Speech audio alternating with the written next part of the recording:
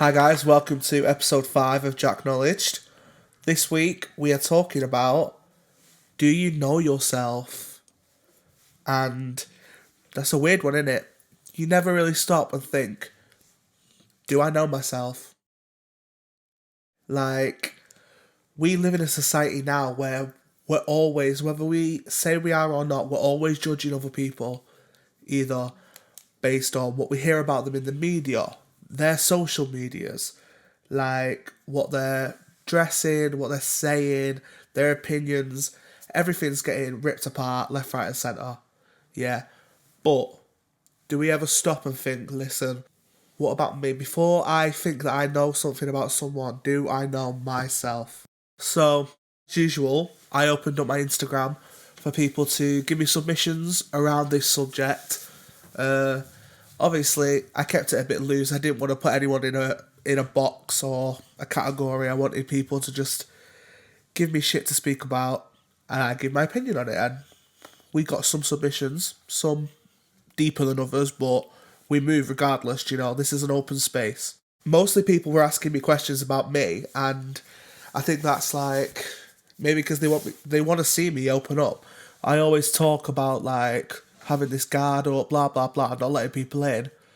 But I want this channel to be an open book. I want people to feel comfortable submitting stuff to me to speak about. But how can I expect them to open themselves up to me through Instagram or whatever medium they want to send in questions and stuff if I'm not opening up to people listening?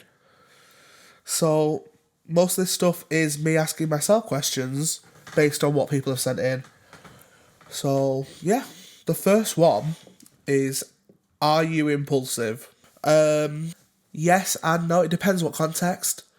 I'm an impulsive buyer, 100%. Like, I'm so bad with money.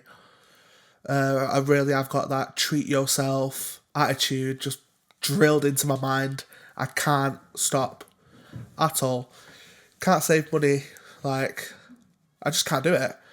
Like, it just burns holes in my pockets. Impulsive in other ways. I suppose in terms of like relationships, like I won't ever jump into a relationship impulsively or like give myself over to someone impulsively. Maybe like of a sexual nature sometimes, if I'm feeling that type of way, I'll impulsively be like, yeah, fuck it, ta. But no, like I have to really be sure in what I'm doing before I do anything like that or give myself over on a more deep emotional level. Temper wise, I can be impulsive. If I'm pissed off, I'll just blurt whatever comes to mind out my mouth without even thinking about it. And obviously, then I have to pick up the pieces and deal with the consequences of what I've just said. Because, listen, I have grown up surrounded by bad bitches. My mouth can tear down cities if it has to. And sometimes it does before I even get a chance to be like, rah, what you're saying is peak. And I apologise if I've ever gone off at you impulsively. I apologise. Because sometimes I just don't think about it. And sometimes I'm doing it as a laugh and it comes out peak. Following on from my impulsive, poisonous mouth, do you have any toxic tendencies? And I would say, yeah, like my attitude and pettiness is definitely not all the time. Like I am a nice person. Well, I think I am. You can all make your own mind up if you know me, whether I'm a nice person or not. But I can be, yeah. It depends what mood you catch me in. Like I've got a foul ability to make people feel like shit with what I say, and you know, it's a blessing and a curse sometimes. It's been good in terms of a defense mechanism. Like, I'm quick. I can get those replies. If I'm arguing with someone, like, it's game over. I can argue until the fucking sun comes up. I can't fight, though. Like, literally, it's all talk with me. Throw a fist and I'm like, skirt! But also, it has got me into some shit situations. And it's made me realise that, like, it ain't good to be like that. Like, I know everyone wants to be a bad bitch and everyone loves the petty drama and all that, and like same to an extent. But when you actually like crack the egg and you're like, shit, I'm actually making people feel like shit, it's not a nice feeling. And I think I sort of realised that the first time I went to uni, like in college, like it was a crowd thing. The crowd that I got in with towards the end of college was just like a bit bad vibes, like very bad mind behaviours. And yeah, we all thought we were fucking the plastics from Mean Girls. And we weren't, we were just fucking horrible bitches. And it took me ages to grow out of that mindset. Had to get put back in my place multiple times before I actually took a look at myself and was like, I am the problem. And I had to break away from those energies. I lost touch with old friends, and you know what? It was for the best. Like, it made me a better person. And like I said, you have to know yourself before you can know other people. You have to be in tune with your mind. Just your energies, like you need to know your energies before you can find energies in other people. So the next one is obviously a continuation of what I've been saying about being closed off. They've asked, you always say you're closed off, but would you consider yourself a good listener and a good advice giver in terms of like dealing with other people's emotions? And yeah, this is literally a good one to think on, because yeah, I do think I am. I am closed off in terms of showing my own emotions, but I deal quite well with other people's. In work, I was, and I think still am, the person that people come to when they're upset. And I hope I deal with it quite well. I don't like seeing people upset or down. I don't like when you can see that something's weighing heavy on someone. I'd rather them get it off their chest and we find a way to work through it. Like sometimes when someone's got a problem and it's eating away at them, it's because they just got themselves, they're bottling it up and they've got no one to see it from a different perspective. And when they get it off their chest, like it opens it up for someone like me to be like, you're looking at it this way, but if we look at it this way, then blah, blah, blah, like, and it's just a new angle, and sometimes that can really help it dissolve in people's heads and them see it in a different way and solve the problem. Do you know what I mean? It's all about perspectives. And I love listening to, it's not even like when people are upset, I love listening to everything.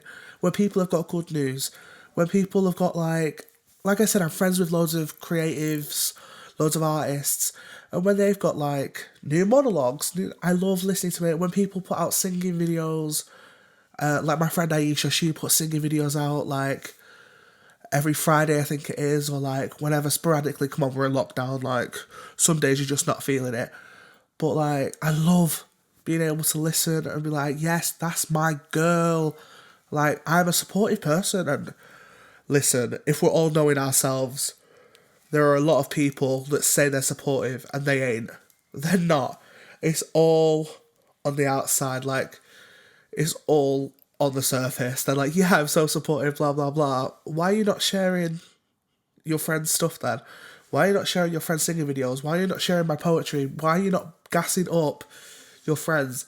Are you jealous because you're not putting out anything? Are you bitter because you're not the only one who's big in the game? Like, I don't get it. Like, some people, I ain't naming names, but definitely some people love and support you when it's beneficial. Nicki Minaj had the take, people will only love you and support you when it's beneficial. They won't do it off their own backs unless they're getting something out of it. So pills and potions were overdosing, and that's all I'm going to say on that. Oh my god, some people really want to know the tea. Are you a jealous person? Hells yes, and it's not a good thing. But it's not a bad thing either. It just is one of those things. Like, I'm sick to death of it being like criminalized, especially on social medias. Like, you always see tweets from lads like, rah, like, my bird is so jealous, blah, blah, blah. I can't even like Margot Robbie's Instagram picture without her crying. Whatever, so what? It's just something you got to work through. Like, the reason that most people are jealous is because of like past trauma with stuff like that, or like insecurities. Like, and it's not something to be criminalized and for them to be made to feel bad about. Like, I am a jealous person, and it's because I have had people do me dirty to the point where, like, do you know what I mean? Like, liking people's pictures on Instagram, it's the first red flags that you see. So it's them trying to protect themselves. It's not them being jealous. And I know some people can take it to extremes. I ain't one of them people. I ain't going through messages or like stalking social medias. But there are certain lines that I don't like being crossed. And that does stem from past insecurity and stuff. So yes, I will work to try and get better at that. But I'm not about to have it turn around on me and me to be made to feel bad because I'm a jealous person, or made to feel like I'm not progressive. Like, I was seeing someone, this is back to, I was talking about bloody polyamory, and they were saying, oh, you only don't want to consider it because you're a jealous person, you're just going to get jealous. Like, yeah, I am a jealous person, and what? Say something. Just proper gets to me, it proper pisses me off. And again, same person, with the hard-hitting questions. Are you an overthinker? Yeah, like that is me. My body is 70% water, 30% overthinking, 100%. I do it all the time with anything. Any text that I get sent, I overanalyze to the point where I like, oh my god, they put a full stop instead of a comma, they don't like me. Or, I'm trying to think of situations. I'm a creative person, anything I write, I overthink it. I'm like, oh my god, this is shit. And then people read it and they're like, oh my god, that's really good. And I'm like, shut up, you're lying to me. You're lying to me, it's shit. And some people do that to an extent, but I think I take it to like psychotic levels.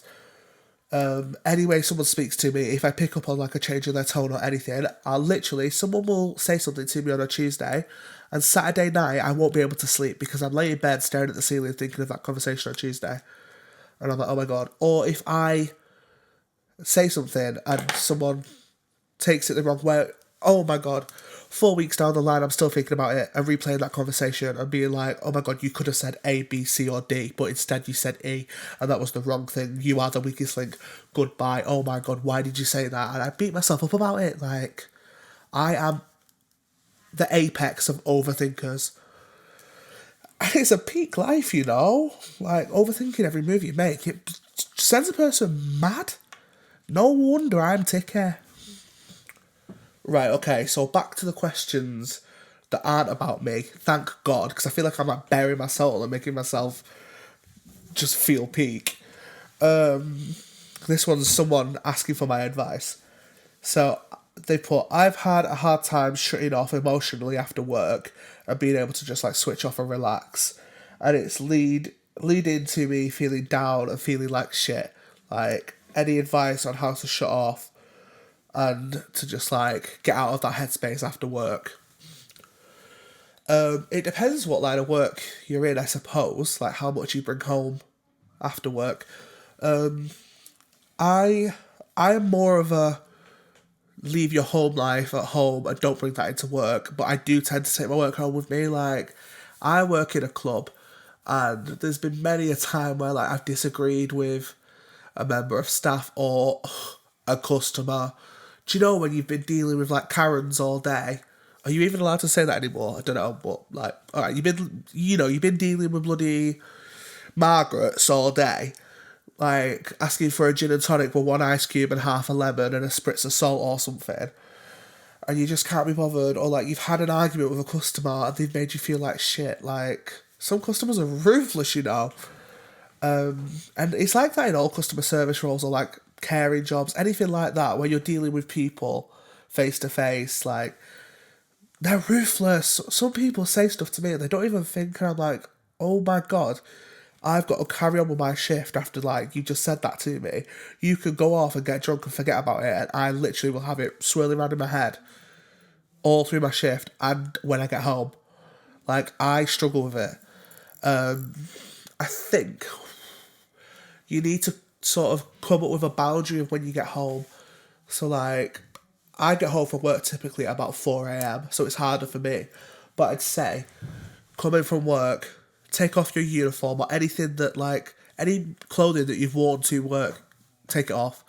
Like, people who just chill in their work uniform when they get home, or like, no, I just can't do it. Like, change your clothes, get out of that mindset, and if you can, if it's not too late, get in the shower, wash like your work day away. It's like a mental thing and a physical thing.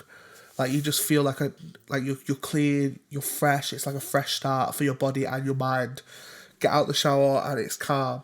Light a candle or like something that calms you. People have got diffusers. I don't fuck with them. I light a candle.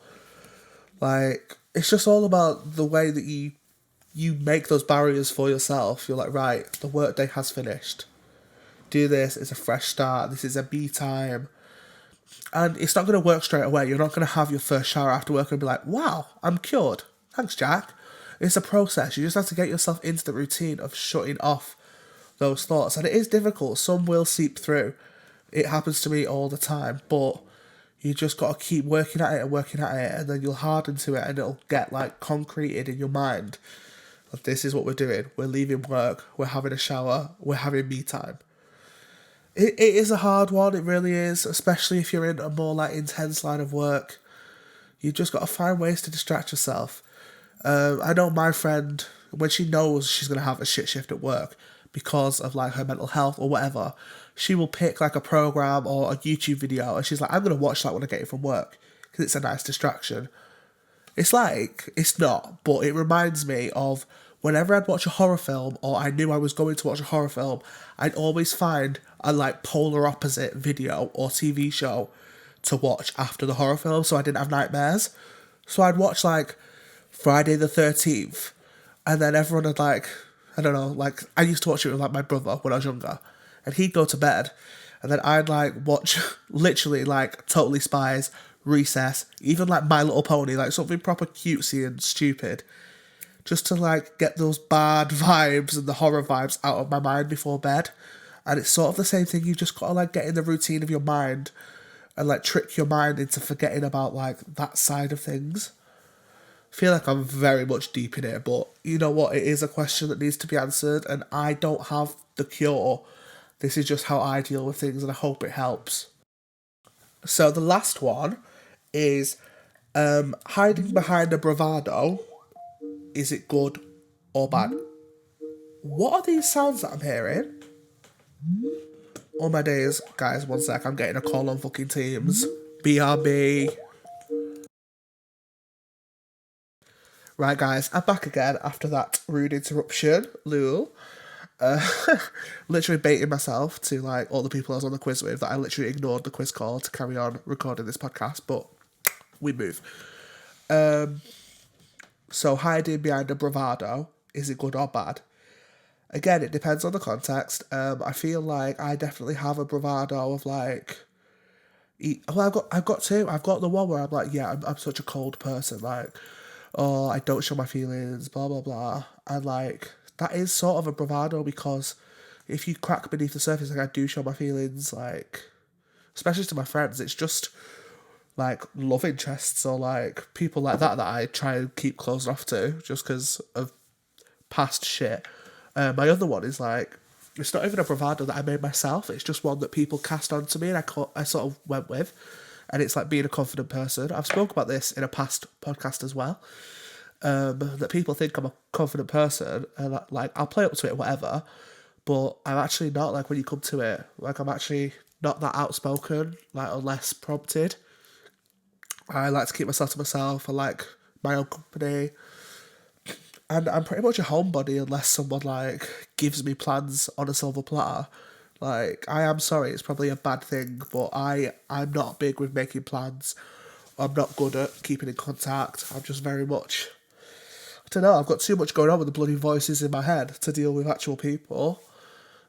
But it depends. I know some people who like really hide behind a bravado, whether it's like being really studious in terms of like university. Some people hide behind that and I'm like, you know what, you can like not be as uptight and like let the bravado slip. Like it's not going to do you a disjustice.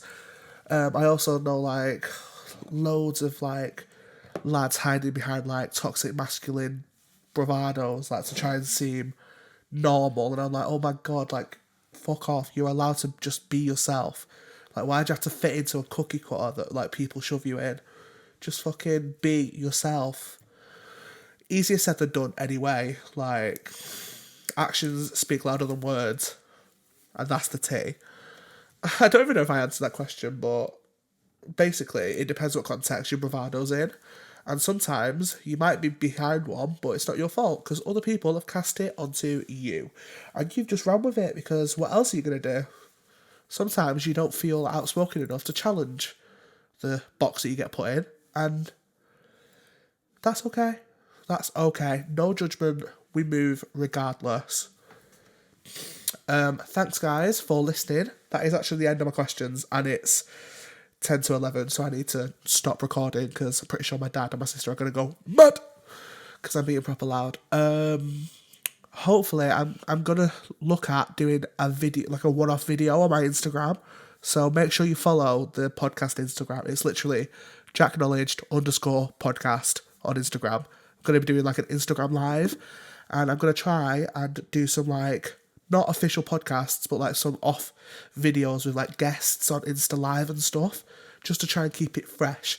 So definitely check that out. I've literally just made the Instagram, so it's a little baby at the minute, but I'm hoping to grow it as we go along.